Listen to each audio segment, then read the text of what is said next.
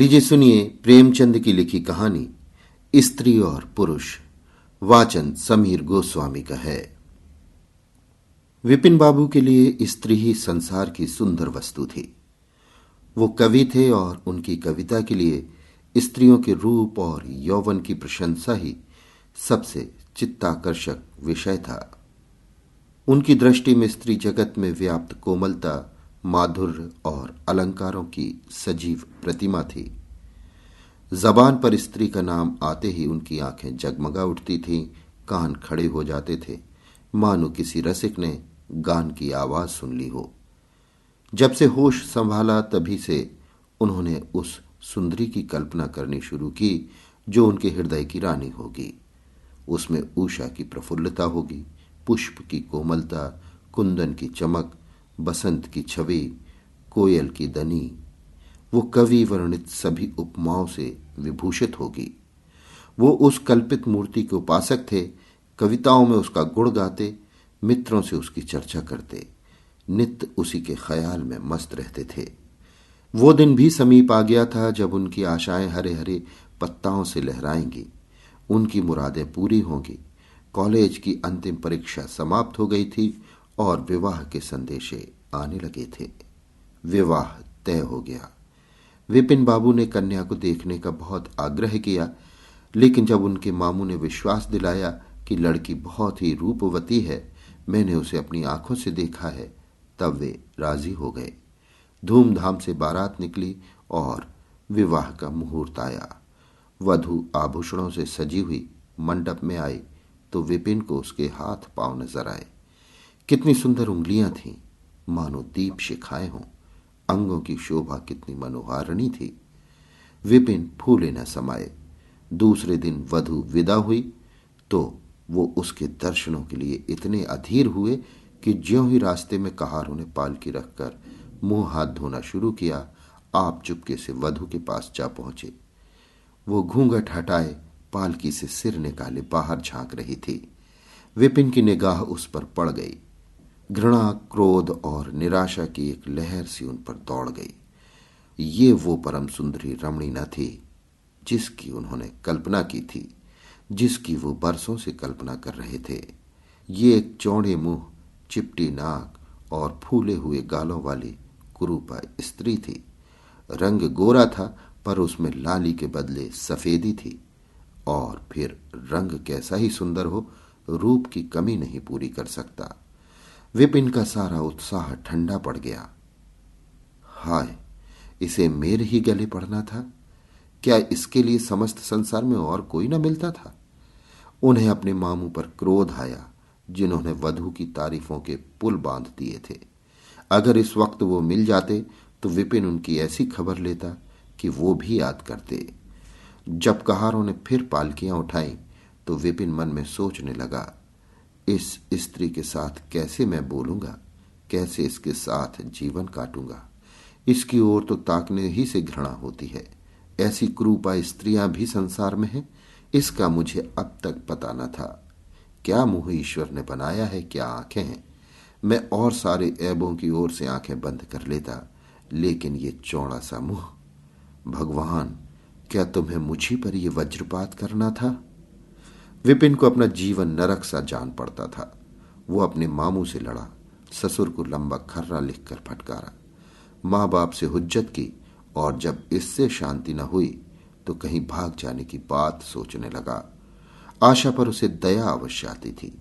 वो अपने को समझाता है कि इसमें उस बेचारी का क्या दोष है, उसने जबरदस्ती तो मुझसे विवाह किया नहीं। लेकिन ये दया और विचार उस घृणा को न जीत सकता था जो आशा को देखते ही उसके रोम रोम में व्याप्त हो जाती थी। आशा अपने अच्छे से अच्छे कपड़े पहनती, तरह तरह से बाल संवारती, घंटों आईने के सामने खड़ी होकर अपना श्रृंगार करती, लेकिन विपिन को ये शुतुर्ग मजा से मालूम होते। वो दिल से चाहती थी कि उन्हें प्रसन्न करूं, उनकी सेवा के लिए अवसर खोजा करती थी, लेकिन विपिन उससे भागा भागा फिरता था। अगर कभी भेंट हो जाती थी तो कुछ ऐसी जली कटी बातें करने लगता कि आशा रोती हुई वहां से चली जाती। सबसे बुरी बात यह थी कि उसका चरित्र भ्रष्ट होने लगा। वो ये भूल जाने की चेष्टा करने लगा कि मेरा विवाह हो गया है। कई कई दिनों तक आशा को उसके दर्शन भी न होते। वो उसके कह कहे की आवाज बाहर से आती हुई सुनती, झरोखे से देखती कि वो दोस्तों के गले में हाथ डाले सैर करने जा रहे हैं और वो तड़प कर रह जाती। एक दिन खाना खाते समय उसने कहा, अब तो आपके दर्शन ही नहीं होते, क्या मेरे कारण घर छोड़ दीजिएगा? विपिन ने मुंह फेर कर कहा, घर ही पर तो रहता हूं, आजकल जरा नौकरी की तलाश है, इसलिए दौड़ धूप ज्यादा करनी पड़ती है। आशा, किसी डॉक्टर से मेरी सूरत क्यों नहीं बनवा देते? सुनती हूं आजकल सूरत बनाने वाले डॉक्टर पैदा हुए हैं। विपिन, क्यों नाहक चढ़ाती हो? यहां तुम्हें किसने बुलाया था? आशा, आखिर इस मर्ज की कौन दवा करेगा? विपिन, इस मर्ज की दवा नहीं है, जो काम ईश्वर से न करते बना उसे आदमी क्या बना सकता है? आशा, ये तो तुम ही सोचो कि ईश्वर की भूल के लिए मुझे दंड दे रहे हो। संसार में कौन ऐसा आदमी है जिसे अच्छी सूरत बुरी लगती हो, लेकिन तुमने किसी मर्द को केवल रूपहीन होने के कारण कुंवारा रहते देखा है? रूपहीन स्त्रियां भी मां बाप के घर नहीं बैठी रहती, किसी न किसी तरह उनका निर्वाह हो ही जाता है। उसका पति उन पर प्राण न देता हो, लेकिन दूध की मक्खी नहीं समझता। विपिन ने झुंझलाकर कहा, क्यों ना हक सिर खाती हो? मैं तुमसे बहस तो नहीं कर रहा हूं, दिल पर जब्र नहीं किया जा सकता और न दलीलों का उस पर कोई असर पड़ सकता है। मैं तुम्हें कुछ कहता तो नहीं हूं, फिर तुम क्यों मुझसे हुज्जत करती हो? आशा ये झिड़की सुनकर चली गई। उसे मालूम हो गया कि इन्होंने मेरी ओर से सदा के लिए हृदय कठोर कर लिया है। विपिन तो रोज सैर सपाटे करते, कभी कभी रात गायब रहते। इधर आशा चिंता और नैराश्य से घुलते घुलते बीमार पड़ गई, लेकिन विपिन भूल कर भी उसे देखने न आता, सेवा करना तो दूर रहा। इतना ही नहीं, वो दिल में मनाता था कि वो मर जाती तो गला छूटता, अब की खूब देखभाल कर अपनी पसंद का विवाह करता। अब वो और भी खुल खेला। पहले आशा से कुछ दबता था, कम से कम उसे ये धड़का लगा रहता था कि कोई मेरी चाल ढाल पर निगाह रखने वाला भी है।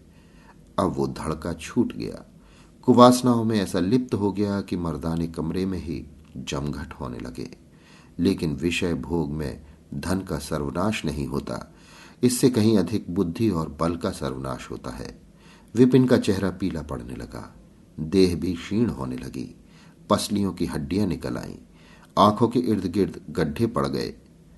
अब वो पहले से कहीं ज्यादा शौक करता, नित्य तेल लगाता, बाल बनवाता, कपड़े बदलता, किंतु मुख पर कांति न थी। रंग रोगन से क्या हो सकता था? एक दिन आशा बरामदे में चारपाई पर लेटी हुई थी। इधर हफ्तों से उसने विपिन को न देखा था। उन्हें देखने की इच्छा हुई। उसे भय था कि वो न आएंगे, फिर भी वो मन को न रोक सकी। विपिन को बुला भेजा। विपिन को भी उस पर दया आ गई। आकर सामने खड़े हो गए। आशा ने उनके मुंह की ओर देखा तो चौंक पड़ी। वो इतने दुर्बल हो गए थे कि पहचानना मुश्किल था। बोली, तुम भी बीमार हो क्या? तुम तो मुझसे भी ज्यादा घुल गए हो। विपिन, जिंदगी में रखा ही क्या है जिसके लिए जीने की फिक्र करूं? आशा, जीने की फिक्र न करने से कोई इतना दुबला नहीं हो जाता, तो अपनी कोई दवा क्यों नहीं करते? ये कहकर उसने विपिन का दाहिना हाथ पकड़कर अपनी चारपाई पर बैठा लिया। विपिन ने भी हाथ छुड़ाने की चेष्टा न की। उनके स्वभाव में इस समय एक विचित्र नम्रता थी जो आशा ने कभी न देखी थी। बातों से भी निराशा टपकती थी, अक्खड़पन था, क्रोध की गंध भी न थी। आशा को ऐसा मालूम हुआ कि उनकी आंखों में आंसू भरे हुए हैं। विपिन चारपाई पर बैठते हुए बोले, मेरी दवा अब मौत करेगी। मैं तुम्हें जलाने के लिए नहीं कहता। ईश्वर जानता है मैं तुम्हें चोट नहीं पहुंचाना चाहता। मैं अब ज्यादा दिनों तक न जीऊंगा। मुझे किसी भयंकर रोग के लक्षण दिखाई दे रहे हैं। डॉक्टरों ने भी यही कहा है। मुझे इसका खेद है कि मेरे हाथों तुम्हें कष्ट पहुंचा, पर क्षमा करना। कभी कभी बैठे बैठे मेरा दिल डूब जाता है, मूर्छा सी आ जाती है। ये कहते कहते एकाएक वो कांप उठे। सारी देह में सनसनी सी दौड़ गई। मूर्छित होकर चारपाई पर गिर पड़े और हाथ पैर पटकने लगे। मुंह से फिचकुर निकलने लगा। सारी देह पसीने से तर हो गई। आशा का सारा रोग हवा हो गया। वो महीनों से बिस्तर न छोड़ सकी थी, पर इस समय उसके शिथिल अंगों में विचित्र स्फूर्ति दौड़ गई। उसने तेजी से उठकर विपिन को अच्छी तरह लिटा दिया और उनके मुख पर पानी के छींटे देने लगी। मेहरी भी दौड़ी आई और पंखा झलने लगी। बाहर खबर हुई, मित्रों ने दौड़कर डॉक्टर को बुलाया। बहुत यत्न करने पर भी विपिन ने आंखें न खोली। संध्या होते होते उनका मुंह टेढ़ा हो गया और बायां अंग शून्य पड़ गया। हिलना तो दूर रहा, मुंह से बात निकालना भी मुश्किल हो गया। ये मूर्छा न थी, फालिज था। फालिज के भयंकर रोग में स्त्री की सेवा करना आसान काम नहीं। उस पर आशा महीनों से बीमार थी, लेकिन इस रोग के सामने वो अपना रोग भूल गई। 15 दिनों तक विपिन की हालत बहुत नाजुक रही। आशा दिन के दिन और रात की रात उनके पास बैठी रहती।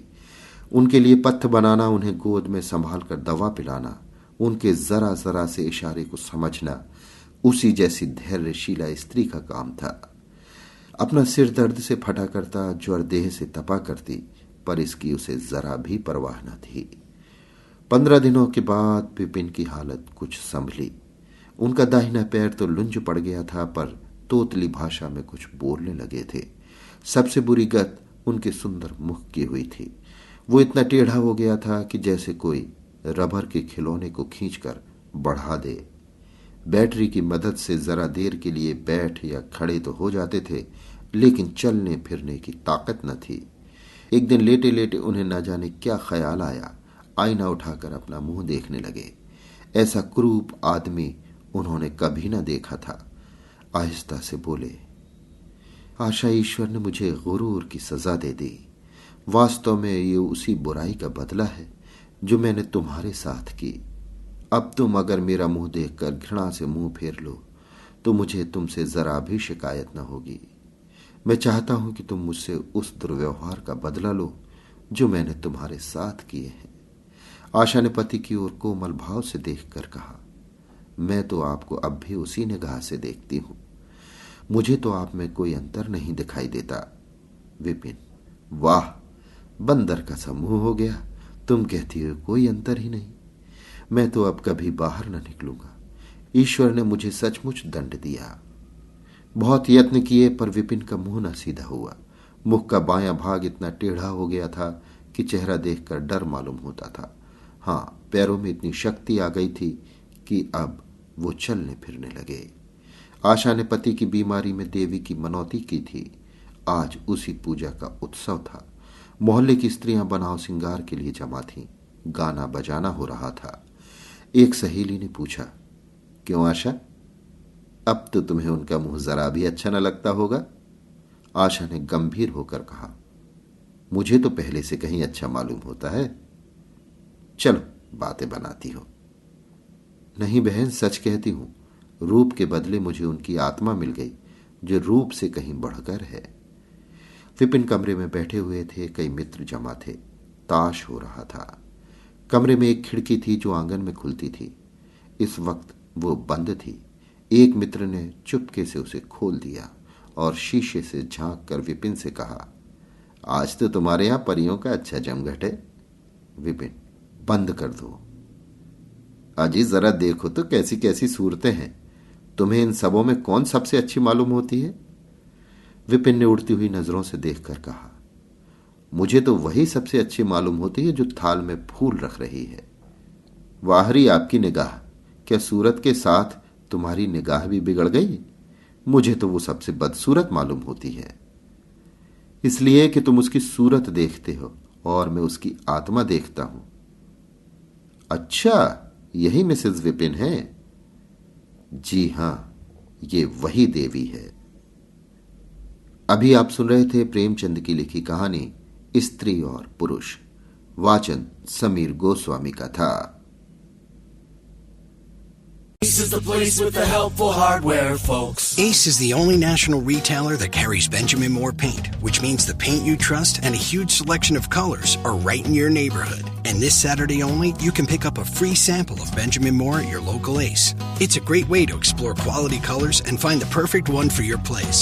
So if you're looking for award-winning service and a new look for your home, look no further than Benjamin Moore paint at Ace. Offer valid August 1st for Ace Rewards members. Limit 1 at participating stores while supplies last.